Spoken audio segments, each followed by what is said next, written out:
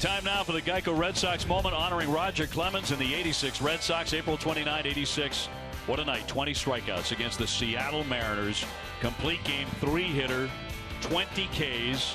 Roger had himself a year. 24 wins, the Cy Young, the MVP, a .248 earned run average. Well, that's putting a season together. It was fun. I mean, for me, I think we talked about it at one point when I was here a couple weeks ago, but it was like a stepping stone for me to show my teammates that I was healthy, and it got us going pretty good. Well, I would think so. And a hard ground ball up the middle.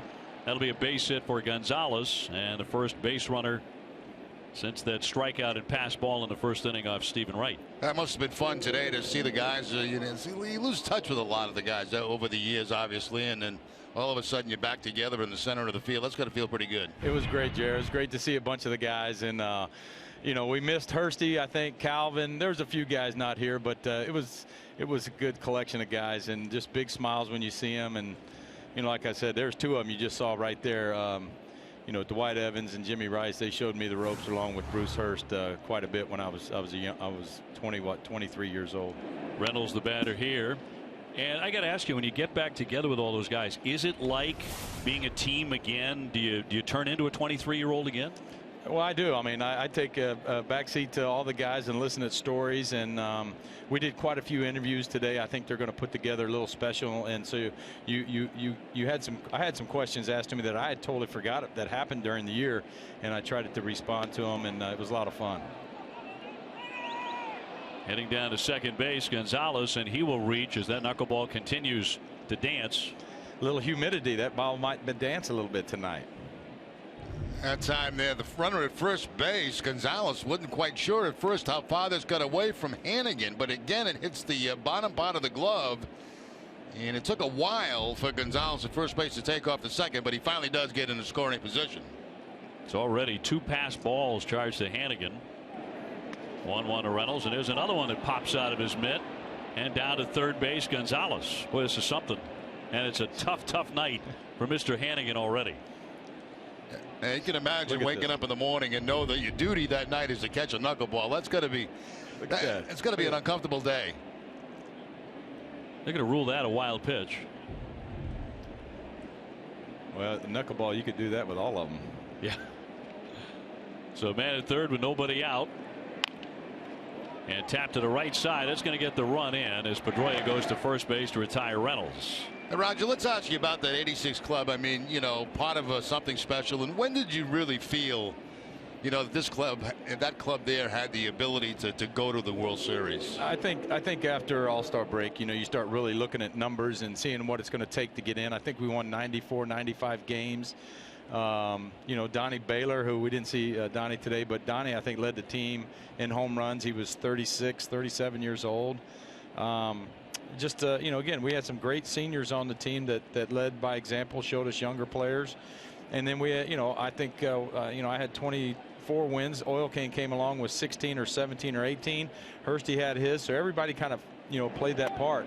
You have to have that on a championship club. You got a 20-game winner. And you got to have a guy coming in there behind you with 17, 18 wins, Jared, as you know, and then next thing you know, you got a chance to be in the playoffs, and that's what happened. Parra takes that one in there for a strike, a .282 hitter with 3 homers and 22 runs batted in, 1-0. The Rockies have the lead. This is a great seat you guys got. I said it last time. You can call balls and strikes from right here. This is fantastic. It's easy from up here, isn't it? It really is. It sure looks easy, doesn't it? I mean, you look out at the grass and say, man, there's a lot of room to get base hits, but it's not the case when you're down there. It looks a lot easier up here. You're right. And the game tends to look a little slower up here, but down there it's warp speed, isn't it? That baseball comes by your earlobes really fast when they square it up. You can hear it.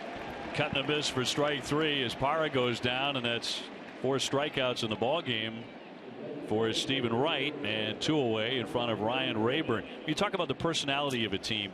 When you look at that '86 team, how do you define the personality of that group? We had a lot of guys that knew how to win and that wanted to win, and then you trade and you get a guy like Hindu, who comes in with a big smile and just a lot of hop in his step. Spike On, who had for little flare in the center field coming on Jackie Bradley. It's going to drop down for a base hit. Spike Owen was as feisty as anybody, comes to say it nicely, And of course, I knew that playing with him at the University of Texas, how bad that he, how much he wanted to win. And that's what you got to have. And like I said, it was fun watching how everybody, even the guys in the bullpen, settled into their role and knew what their role was. So just a great deal of fun. I mean, I tell you what, I tell people 6 World Series I was in, and the '86 and the 2001 World Series were probably my 2 most emotional. Your emotions go up and down so much. It was incredible. Remember you jumping on the horse, the police horse there, and a legend is Jim Rice said, "Rocket, you go do that. You get up on there." Yeah, I think Jimmy was pushing me out that way to get on that horse, and I wasn't real sure about it. And then the officer looked at me and, "Come on." So it was good. Jumped right up there. You look very much at home. The 0-1 pitch will be down and away for a ball here on Walters. That's great to see all of you back out there, and brings back memories for all Red Sox fans who were around at that time and rooting for this franchise. When you think about those golden moments and a team that came oh so close to a world championship. I agree, and I think that really when I got into town, it was Larry Bird and Bork. I mean, it was. I mean, and so you watch those guys, and they were winning all the time, and then so it was nice to get us as a team and the Red Sox and the fans and everybody back on board, and we got going again, and it was just it was fantastic summer.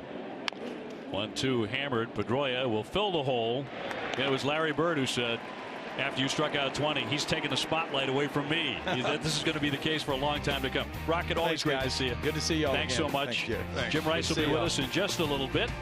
A run scores for Colorado. They're on top 1-0 at Fenway.